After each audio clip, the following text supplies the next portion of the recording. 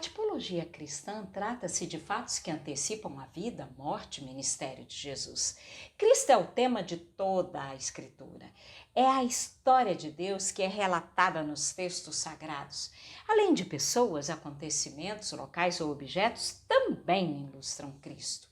Vejamos alguns exemplos de acontecimentos e coisas de tipos de Cristo não humanos.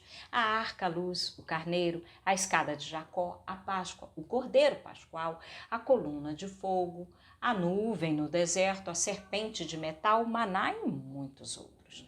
Quero falar da arca e do dilúvio.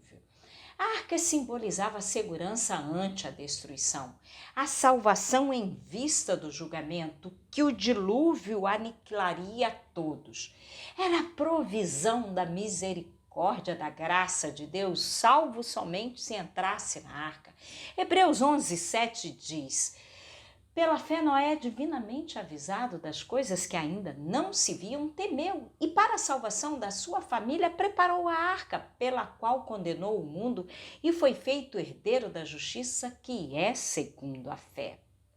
Agora, vamos falar da Páscoa e o Cordeiro, que também tipificavam a Cristo. Leia os textos depois.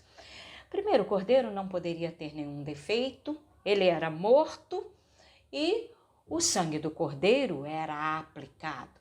Isso conferia proteção. Nenhum osso também do cordeiro pascual poderia ser quebrado, como de Cristo nenhum osso foi quebrado. Cristo é o pão novo que veio do céu. Ele é a nossa Páscoa, conforme diz 1 Coríntios 5:7. Alimpai-vos, pois, do fermento velho, para que sejais uma nova massa, assim como estáis sem fermento. Porque Cristo, nossa Páscoa, foi sacrificado por nós. Cristo é o pão vivo que nos alimenta, que alimentou o povo no deserto com o maná, outro tipo de Cristo. João 6 fala o seguinte: vossos pais comeram maná no deserto e morreram. Este é o pão que desce do céu, para que o que dele comer não morra. Eu sou o pão vivo que desceu do céu. Se alguém comer desse pão, viverá para sempre. E o pão que eu der é a minha carne, que eu darei pela vida do mundo. São palavras de Jesus. A coluna de nuvem e a de fogo que guiaram o povo no deserto são tipos de Cristo. O Salmo 78:14 diz que de dia os guiou por uma nuvem e toda a noite por uma luz de fogo. A nuvem de dia servia para guiar e proteger do sol quente do deserto. A coluna de fogo à noite servia para guiar, eles caminhavam à noite também. Ela iluminava o caminho e aquecia do frio do deserto à noite. Deserto é frio no período noturno. Cristo é o nosso guia, protetor e Ele é o caminho. Jesus é a luz do mundo. E eu finalizo falando sobre a serpente de bronze levantada no deserto. A serpente é símbolo de pecado julgado. O bronze alude ao julgamento divino. As pontas do altar no tabernáculo eram de bronze. A serpente de bronze é tipo de Cristo que se fez pecado por nós. Cristo levou sobre si o nosso julgamento. A antiga serpente, Satanás, era a causa da morte temporal e espiritual.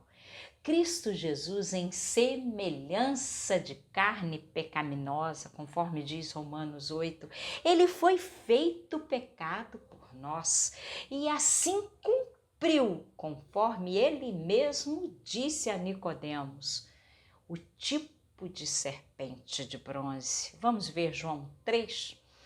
E como Moisés levantou a serpente no deserto, assim importa que o Filho do Homem seja levantado, para que todo aquele que nele crê não pereça, mas tenha a vida eterna. Números 21 relata que após o povo murmurar e falar contra Deus, o Senhor enviou uma praga de serpentes que picava o povo e morreu muita gente.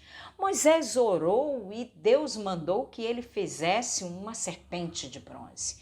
Moisés fez a serpente sob a orientação de Deus, colocou sobre uma haste. E aqueles que eram picados pelas serpentes, que simbolizavam o pecado, o mal, a morte, quando o que fora picado olhava para a serpente de metal, não morria, mas vivia. Cristo se fez pecado por nós, foi exposto em uma haste, uma cruz. Quem se volta para Jesus e aceita o seu sacrifício perfeito e suficiente na cruz do Calvário é liberto do pecado e salvo da morte e vive. Aleluias, porque há vida no nome de Jesus.